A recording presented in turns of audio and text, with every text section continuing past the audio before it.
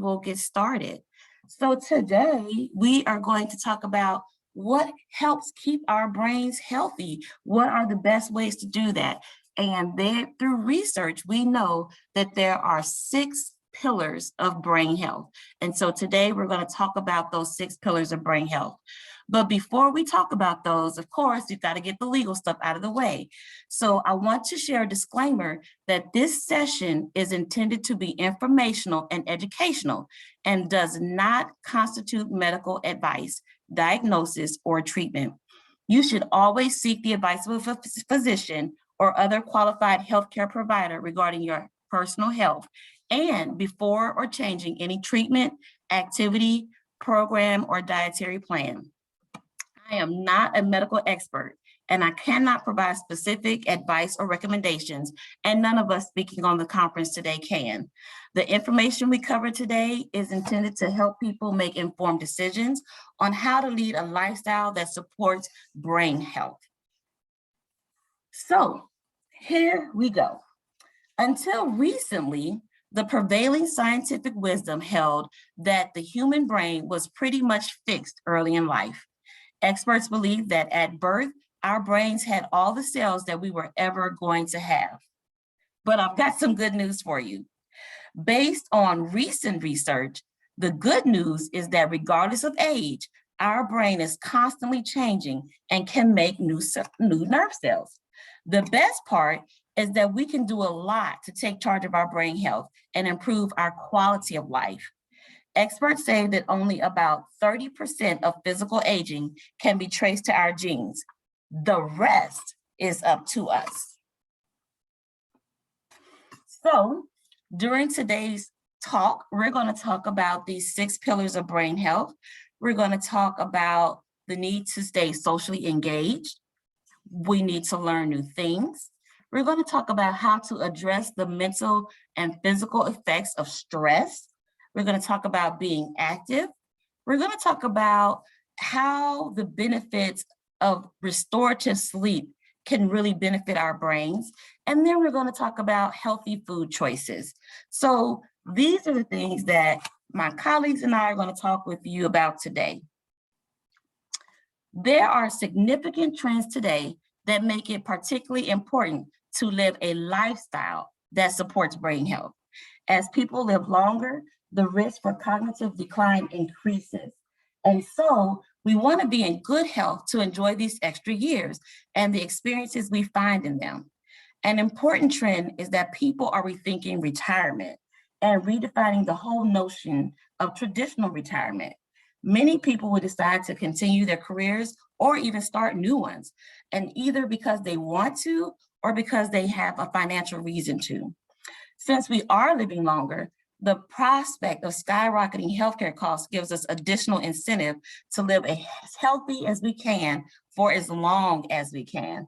And then finally, current brain research shows that we can grow new brain cells. This is good throughout our life, and how a brain healthy lifestyle can optimize our chance of maintaining good cognitive health. So with that, I want to turn things over to our first presenter, Ms. Jackie Stamps, and she's going to talk about the first pillar of brain health. Jackie? Good afternoon, everyone. My name is Jackie, and I am one of the community volunteers with AARP. I'm going to talk with you about the first pillar of brain health, which is be social. The first pillar of brain health is staying engaged socially. While we might not be able to gather in person, there are many ways to stay connected, like over the phone or events through video chat platforms like FaceTime and Zoom, like today's training. We are able to connect with a number of people across the Zoom platform and, connect with people that we may not have known before. For example, with my family last Thanksgiving, family members across 2 states connected for Zoom. And hopefully this year, as things are opening up, more outside and small group activities will be able to allow us to connect. Studies suggest that people who have good social networks live longer and are physically and mentally healthier than people who are socially isolated. Connecting with other people is stimulating and challenging and often adds meaning and purpose to our lives. In fact, experts say social connectedness is a key predictor of health and independence in later years. So, stay engaged with friends, family, and community. Now, in 2020, a study titled Loneliness and Social Isolation Linked to Serious Health Conditions was supported by the AARP Foundation and conducted by the National Academies of Sciences, Engineering, and Medicine. That study found that social isolation can lead to loneliness in some people, while others can feel lonely without being socially isolated. It's also found that there are risks associated with loneliness. A serious one is the social isolation was associated with 50% of increased risk of dementia. So, how do we stay socially connected?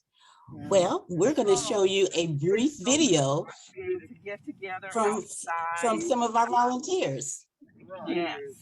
Yes, and the weather is beautiful. It's beautiful. It is beautiful. Just the ability to socialize is and awesome. you lose your turn.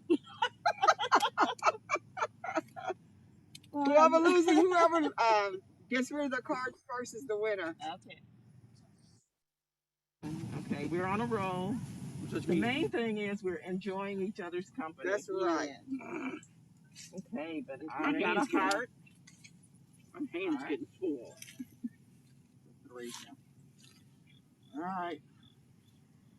You said that whoever gets rid of the cards first. first. I'm adding. Okay, so you don't have a heart or a 3. No. Okay. A 3? A 3 of any Then suit. you have to draw. Oh, you have a 3? Wait a minute, But I she already drew, picked so up it's your one. turn. She didn't have anything. Okay. I don't have anything. Okay. Okay. You need a 10 or a diamond, Diane. I have a diamond. I have a diamond.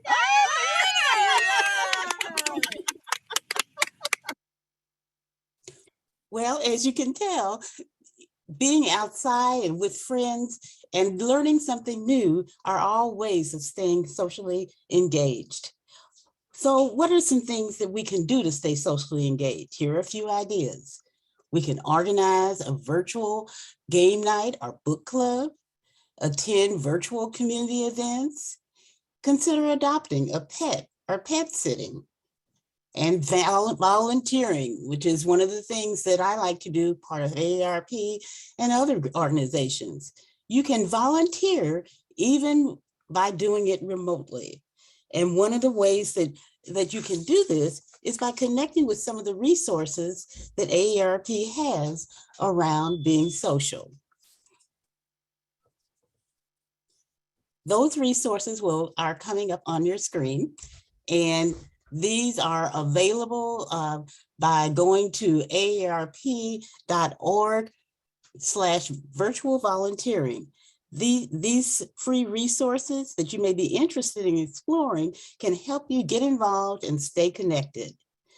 To find the volunteer resources, check out AARP's Create the Good or CTG site. You can even explore opportunities that you can do from home by visiting aarp.org/virtual volunteering. Another way to stay connected is to check out the AARP Virtual Community Center site, where you can explore a wide-ranging variety of online interactive events and classes and just fun. Visit AARP's Virtual Community Center at aarp.org/VCC.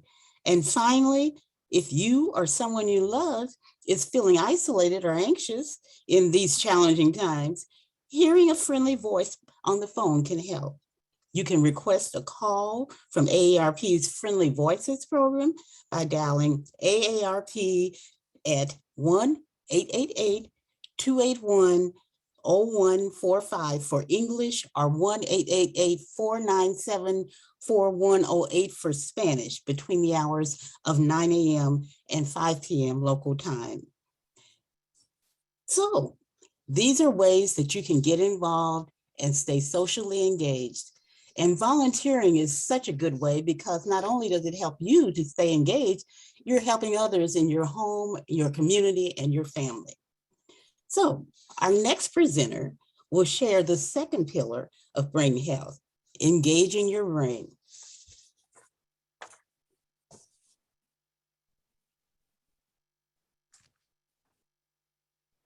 Hi, I'm Dana Moore. I'm a volunteer with Louisville Community Team here at AARP, and I'm going to be talking with you about your second pillar, which is engaging your brain. Now let's discuss the importance of discovering and learning new things. Studies have shown that the positive effects of challenging the brain in new ways throughout your life. Our brain is stimulated and makes new connections when we learn new things or pursue new interests. Stay curious and give yourself a good mental workout by doing something that challenges your thinking. It offers you enjoyment and encourages you to grapple with new and complex ideas. Now let's hear from you in the chat below. What are some ways that you are learning new things?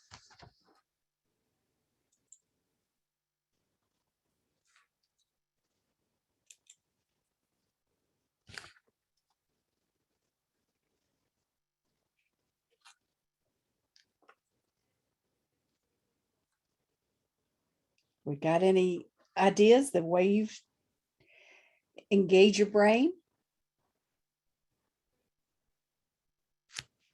Thanks for sharing.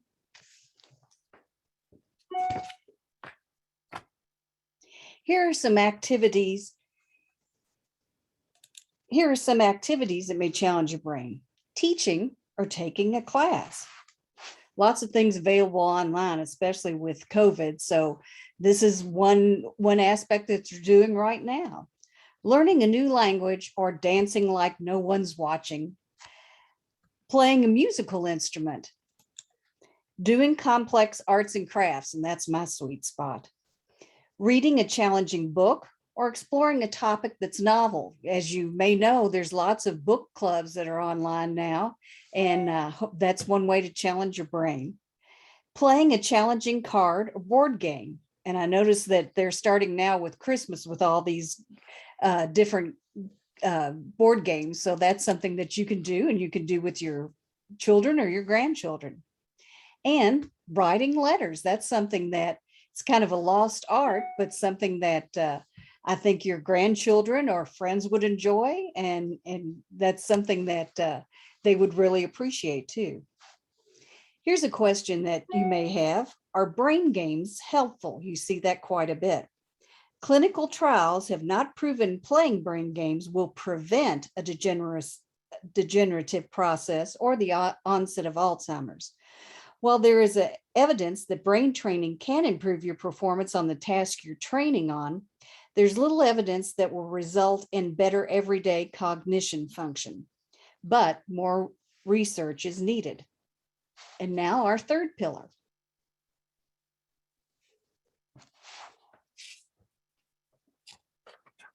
Hello, everybody. My name is Alma Woolley, and I too am an AARP volunteer on the Louisville Community Team. I'm going to be talking with you just for a moment about the third pillar of brain health, which is manage stress.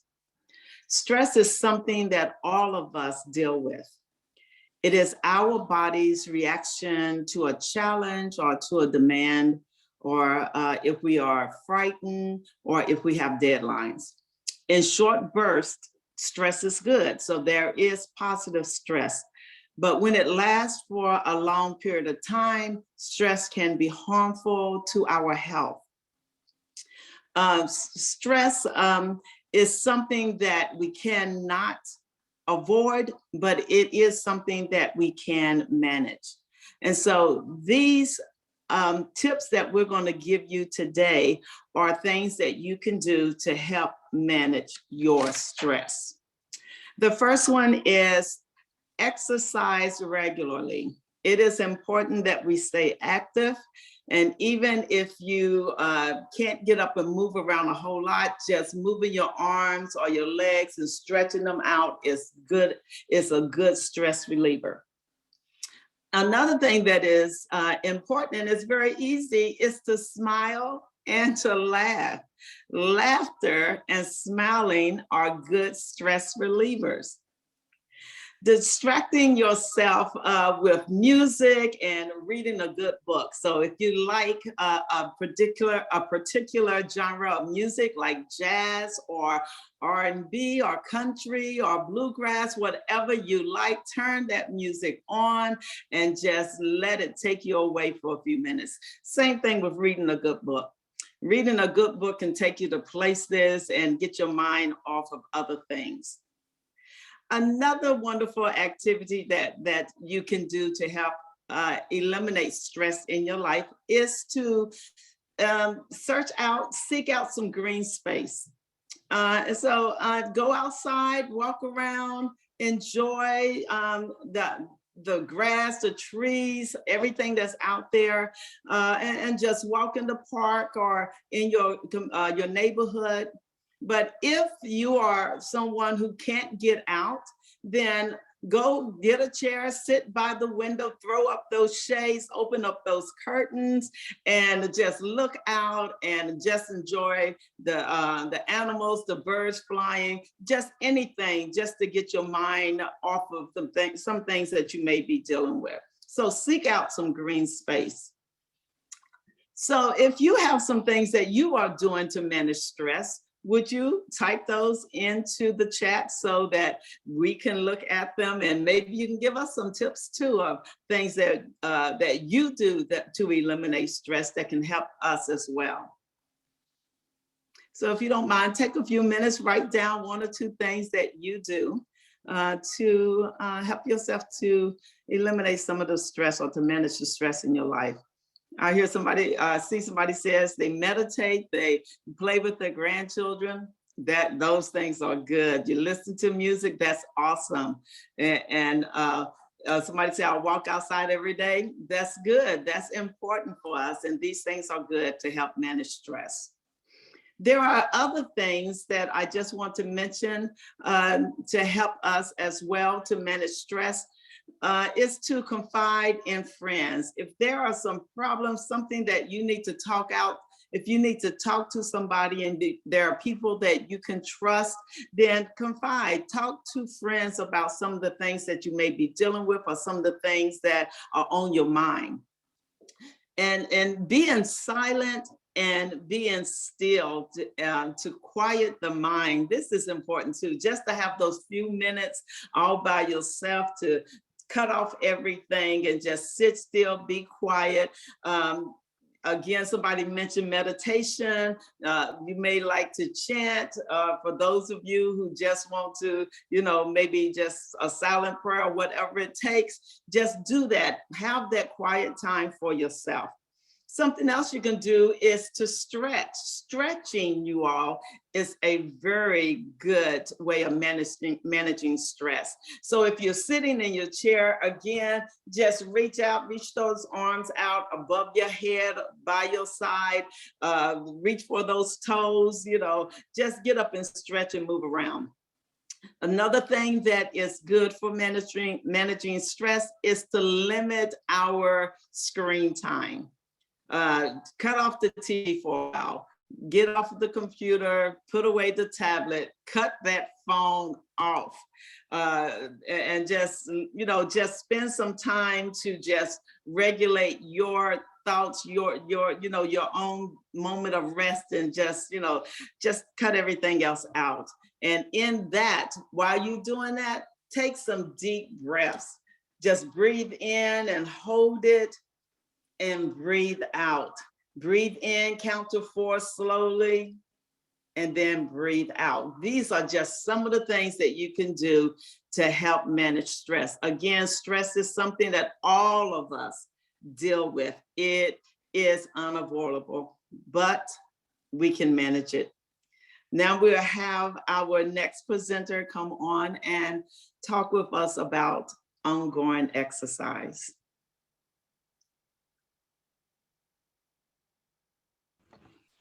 Good afternoon. My name is Diane Flora, and I too am a volunteer with AARP Louisville Community Team. And this afternoon, I have the privilege of talking to you about ongoing exercise, which is our fourth pillar of brain health. This does not mean that you have to become a marathon runner. You just need to move more. And all of us could stand to move a little bit more. Get at least 150 minutes of exercise each week. I know that sounds like a lot, but it would be so beneficial. Move about 30 minutes on most days. Walking is a good start. Beyond the physical, exercise has many, many benefits. It is good for your brain, your heart, and reduces stress. Research suggests that being physically active helps to repair and protect chemicals in the brain, increase circulation, reduce anxiety, improve sleep, reduce the risk of diabetes, heart disease, depression, and stroke. So find activities you enjoy. Recently, with the Silver Speakers, I joined a gym. I haven't been there yet, but I did join. It's also important to remember to talk to a healthcare provider before you start a new exercise program.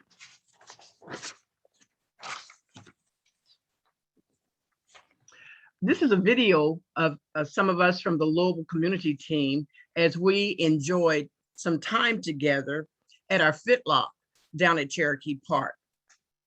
Work my arms and shoulders, trying to stretch. Keeping these muscles limber. Optimal word try. And it's also good for my shoulder following a slight procedure.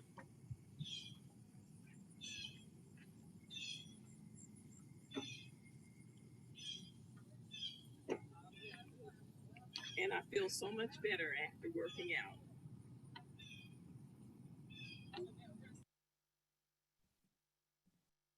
Our knees, so always be So a time to stretch. forward or back. We're just gonna start with a simple stretch to the floor. So just reach with the rounded back, straight down as far as you can. We're gonna hold for about 10 seconds. 9, 8, 7, 6, 5, 4, 3, 2, 1. Now we're gonna slowly come up with a rounded back.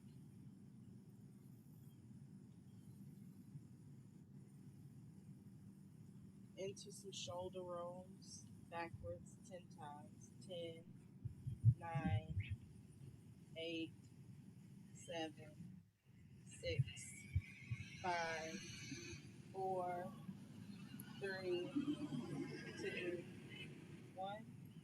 Okay.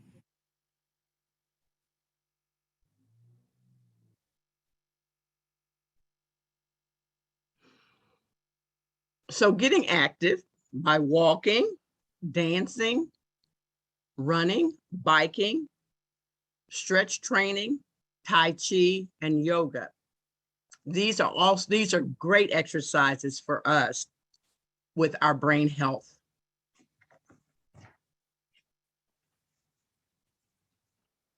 As you can see, we really enjoyed the opportunity of that brain health event. At this time, we will turn the program over to Pillar 5.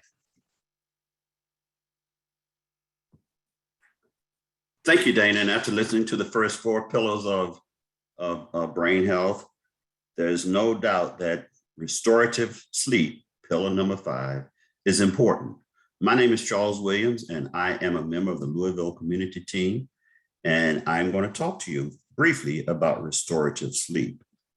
Sleep restores the brain. So I heard somewhere that sleep Sleep restores the tattered edges of a stressful day. And that has been something that I have taken throughout my life. Sleep is vital to support your brain health, including cognitive function. It is essential to overall mental and physical health. Some things you can do for a good night's sleep include avoid caffeine beginning after lunch. And if you have not yet stopped smoking, avoid any smoking and nicotine substances 4 to 6 hours before bed.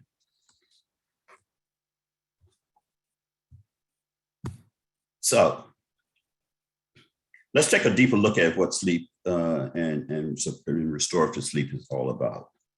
Start by getting enough sleep. Adults typically need 7 to 8 hours of sleep in a 24-hour period. Practice good sleep techniques. People at any age can change their behavior in ways that may improve their sleep. Recommendations include maintaining a regular sleeping wake schedule, get up at the same time every day, go to bed at the same time, and do this 7 days a week. Listen to your body. Go to bed earlier and adopt an earlier sleep schedule. Expose yourself to light during the daylight hours and reduce exposure to light prior to sleep. Also, here's a tough one for everyone. Avoid TV. Get those electronics out of the bedroom. I am guilty. And if I ask everyone to honestly raise your hand, someone is going to say, yes, I do use my tablet before I go to bed. So if we want to improve our sleep, we're going to try and change that behavior. There are changes to sleep as people age. A person who is 50 should not expect to sleep like a person who is 25. You may have to put in more effort to get restorative sleep benefits. Sleep is more easily interrupted as you age.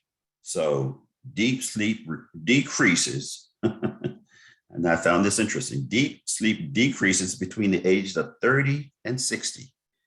Once we get beyond that, I could ask for a list of volunteers to say how many of you woke up this morning around 4 or 5 o'clock and couldn't go back to sleep. This is all about the restorative sleep and finding the proper schedules and ways to get that proper sleep. The body's internal clock shifts too. Older people tend to get sleepier earlier in the evening, and staying up late becomes more difficult. They also start to awaken earlier in the morning. For example, you may get sleepy at 8 to 9 p.m., go to bed, sleep for 7 or 8 hours. You wake up at 4 or 5 a.m. These changes are normal, but part of aging, and don't mean that a person's sleep quality is worse, or that the person necessarily has insomnia or another sleep disorder. It just means that the timing of your sleep has shifted. So don't worry too much about an occasional bad night's sleep, but consult with your healthcare provider if your life is being negatively impacted by chronic lack of sleep. With that, I'm going to, we've also talked about adjusting your use of caffeine. And here are some other things that you can do, as mentioned earlier, beginning to reduce caffeine use after lunch. Keep pets that disturb sleep out of the bedroom. Restrict fluids in food 3 hours before going to bed. That's a tough one. I love a good old big scoop of ice cream before I go to bed. Keep your room cool. Keep smartphones, TVs, and electronics, as I said before, out of the bedroom, and reduce exposure to light. That little blue light that stays on when that piece of electronic equipment is still on after you turn off all the lights, it tends to affect your sleep. So look at all of these things and get that good restorative sleep. Let's go on to pillar number 6, eat right. My name is Anisha Gray, and I work for AARP Kentucky, and I'm going to tell you about our 6th pillar, which is eating right. So go ahead and think about, what did you have for breakfast today, or what did you have for lunch today? We'll see if you see any of those foods on the screen in a minute here, because what you eat also has a big impact on your brain. Although no specific diet has been proven to maintain or improve brain health, studies have found that certain eating plans help cognition.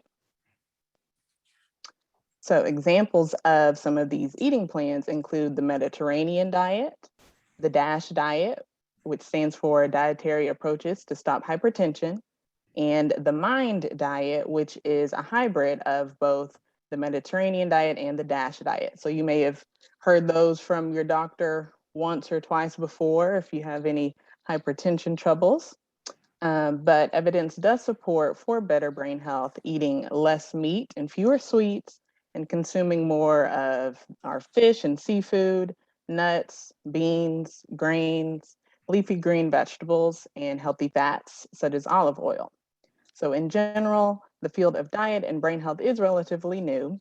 Gaps still exist in our knowledge of the effects of nutrients on brain function, and more research is needed. So what do you eat as part of a brain healthy diet? Share some of your tips or maybe what you had today that fit kind of within that brain healthy list of foods. You can put those in chat.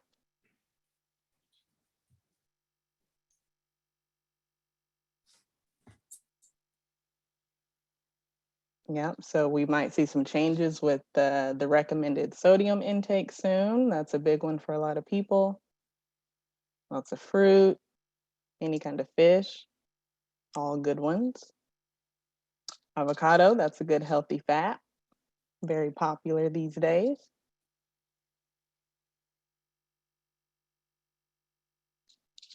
And healthy eating can be expensive too. Can't ignore that. So thank you for sharing those. And here are some examples of brain healthy foods that you can add to your diet. So you can serve your plate with vegetables like kale, spinach, and broccoli, or what you have available to you, those good green veggies. Eat whole berries, fresh, frozen, or canned are all okay. You're still getting that fruit intake. Use vinegar, lemon, herbs, and spices for flavor instead of too much salt or sugar. Eat more fish, like we said, like salmon and sardines.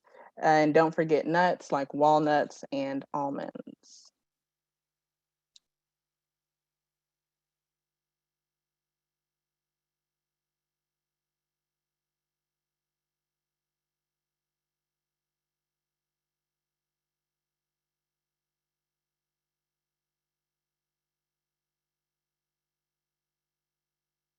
All right, and I can take this one for now. So our talk today would not be complete without listing some of the risks or threats to brain health. So our first one, smoking. I believe Miss Diane, you were going to tell us about that one.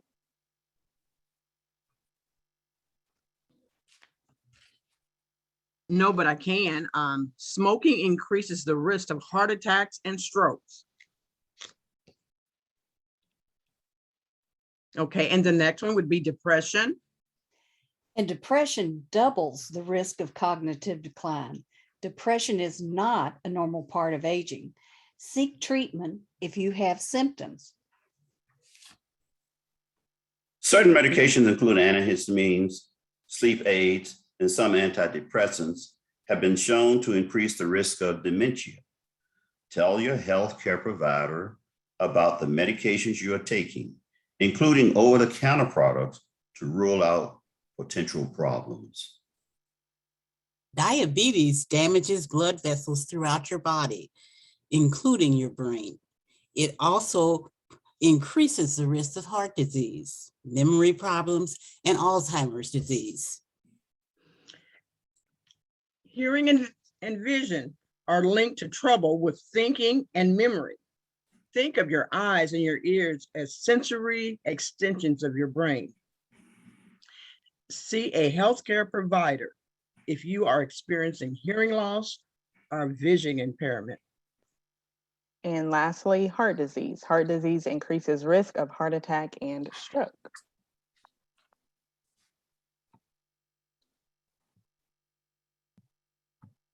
So I apologize for my delay there.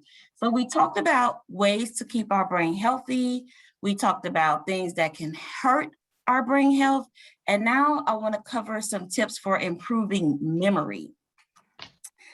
It's very normal for your memory to not be as good as you age, but you can do things to help improve your memory. First, pay attention. Pay attention to the information you want to remember. It sounds like common sense, but concentration is key. Practice self-talk to maintain focus. Say, I am going to check the dryer. I am going to check the dryer repeatedly while you're walking toward the laundry room. That way, you won't get distracted by lint on the carpet and instead go to the closet for the vacuum. I've done it, it happens. Avoid multitasking. It is far better to focus on one thing at a time. Write down your list of things to do and check it often and stick to it. I write down everything because if I don't, I will forget. Establish a routine. Put everyday items in the same place so they are easier to find. Hang your keys in the same place. Put your glasses in the same spot. Now, this is something I do, and I'm sure there's at least one or two other people on today that do this too.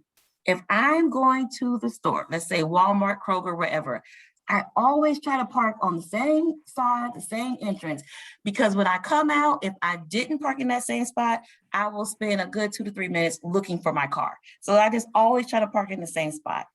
Take breaks. Tension and stress are associated with memory lapses. Managing stress can help improve memory. And then use calendars, reminders, and alarms. The mind is for having ideas, not holding them. Clear the mind, use calendars, use reminders, and set alarms. It really does help. So we talked about what a day would look like for a healthy brain and what kind of things we would do. So to live a lifestyle that supports brain health, be mentally, physically, and socially active with special attention to your diet, better sleep, and stress reduction. So the 4 ladies that we've been listening to this whole time, who started their day out playing cards and then stretched and did some exercise, they're gonna tell us about their day and wrap that up.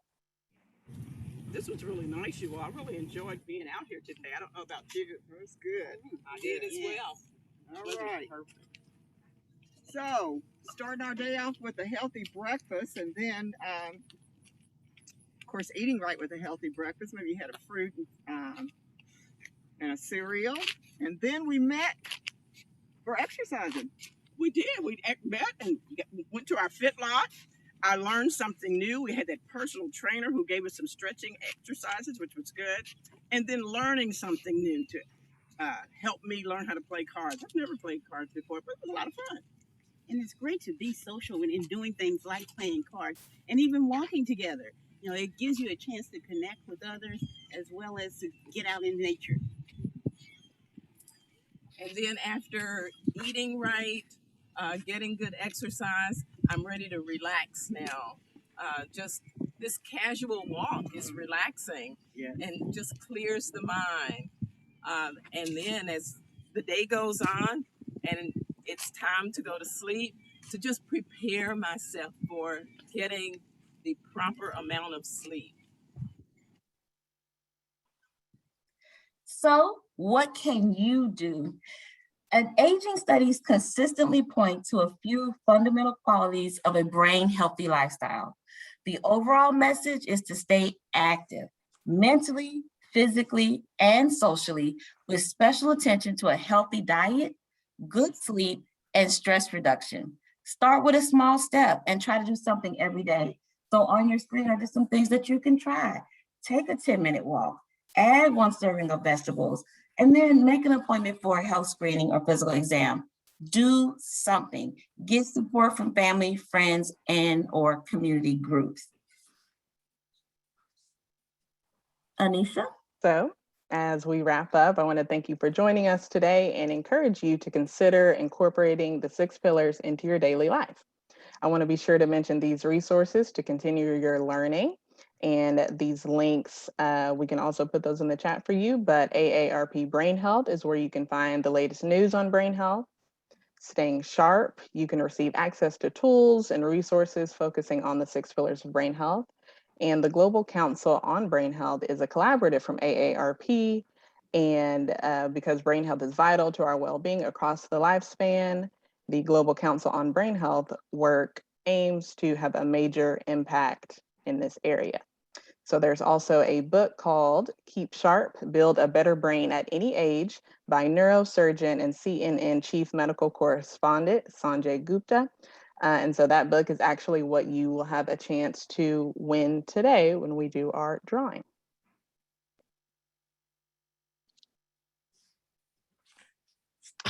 And we will have a survey for you. So please be on the lookout for an email from us following the event. You will get that from AARP Kentucky, and we would love to have your feedback about the session and what you learned today.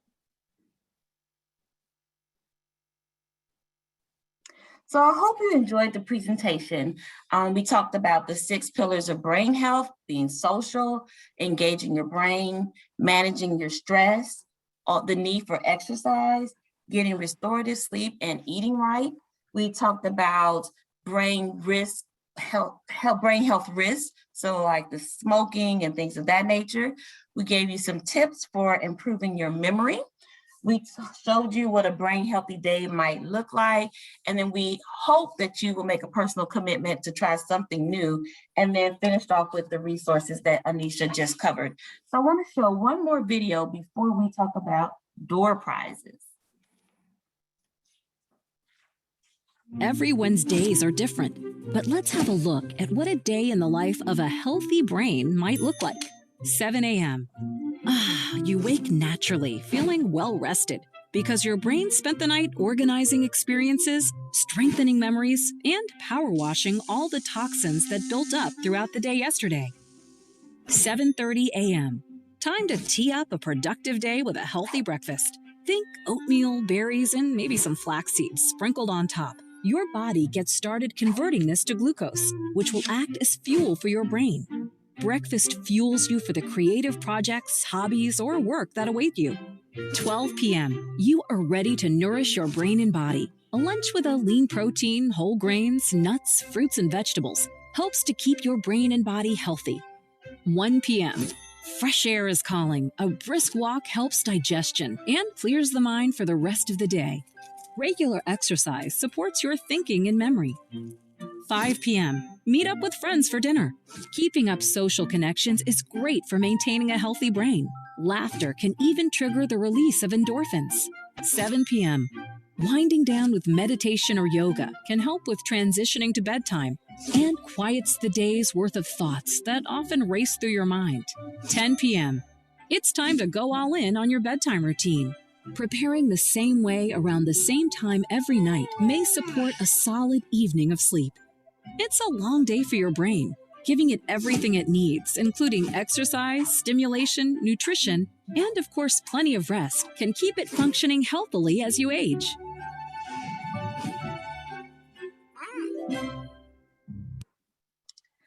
So before we go, I'd like to let you know about some other events that we have going on or coming up.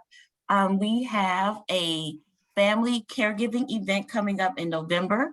We have a teletown hall, which will be next week, on fraud prevention and all the holiday scams that will be coming, because we know they come every year.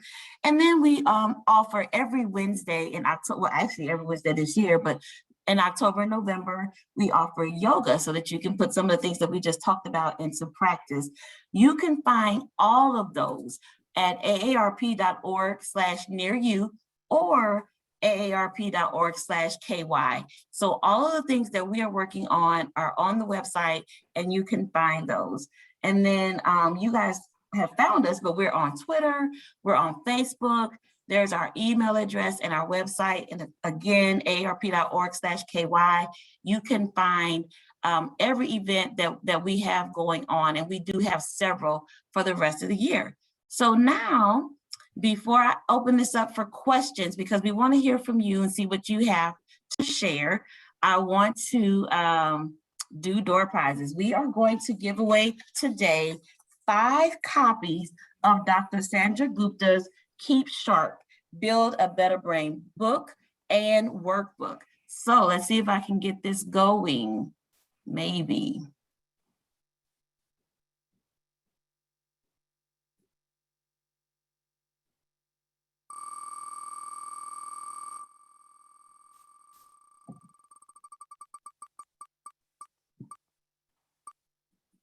So Richard is our first winner. So Richard will receive a copy of the book and the workbook, 5, A Healthy Brain at Any Age. So let's see who our next winner will be.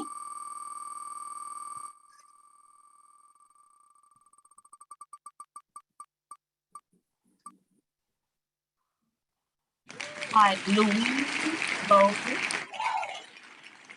And I hope someone's writing those down for me.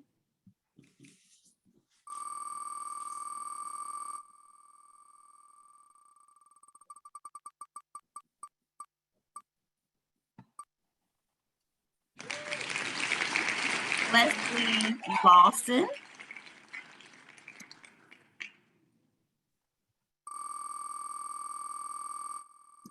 Two more.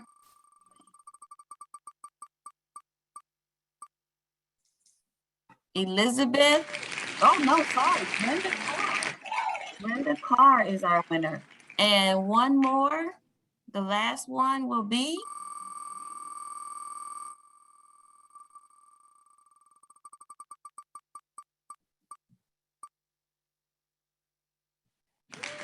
Patty Burris.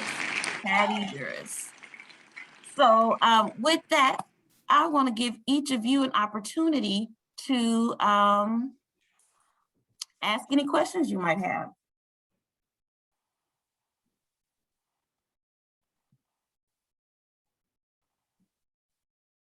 Anyone, any questions? Did we do that good that there are no questions? Or is everyone practicing good, the pillars of brain health? I see a lot of smiles. I see some people who look well rested. I have a question. Okay. I've been experiencing, I'm 49 and I'll be 50 soon. And I've been experiencing some brain foggish issues. Now my doctor, when I went to my doctor, he completely thinks it's like sinus related. And, I took some antibiotics, but I've still experienced it on and off since then. I mean, and I told him, well, he has me on follow up to maybe do like an MRI when I go back. I do normally get good sleep. I'm a 7 to 8 hour sleeper. I will say that I do experience on a regular basis anxiety due and stress due to work. So I am trying to manage that as best I can. But it is hard because it is my, my day job. Mm-hmm. So I was just wondering, do you have any other suggestions? Because, it's a little concerning, especially since I don't feel like it went away after I took the antibiotics. So first of all, you did the right thing, going to your medical provider. I mean, that's always going to be our number one go-to answer. Talk to your doctor. If they didn't give you the answer that you want, you say, hey, I'm still having this issue. Let's talk some more. And if that doesn't even work, you can get a second opinion. I, like you, I sometimes have that brain fog, but I think I sometimes get it because I have so many irons in the fire at one time. I work full time. I have 2 kids. I'm married. I got a home to take care of. I have church responsibilities. I've got volunteering in my community. I just always have a lot of irons in the fire. And so, as I mentioned earlier when we were talking, I always have a list, because if I don't make a list, it will be forgotten. And so that's one of the first things I do. The other things that I've been doing, especially during the pandemic, is walking. I'm not a marathon walker, I'm not a speed walker, but just taking some time just for me, walk and talk with the Lord, and then think about my day, think about the issues that are going on. It just gives me a time to slow down and think, without all the extra stress. So, so those are some things that I could think about. Some people are saying maybe perimenopause, some people are saying post-COVID, some people are saying hormones. All of those could be good things, but definitely you're doing the right thing by starting with your healthcare provider.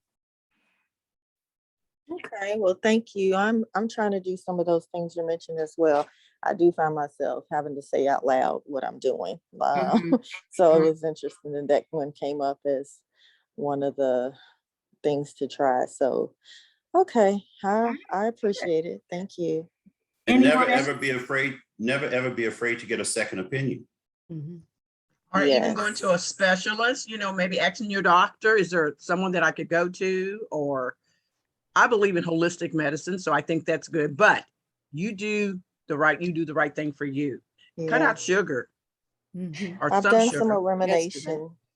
Yeah, I'm doing some elimination of things. And then also I'm like you, I believe in holistic. So I've done like a scalp massage. I actually have a lymphatic massage appointment coming up.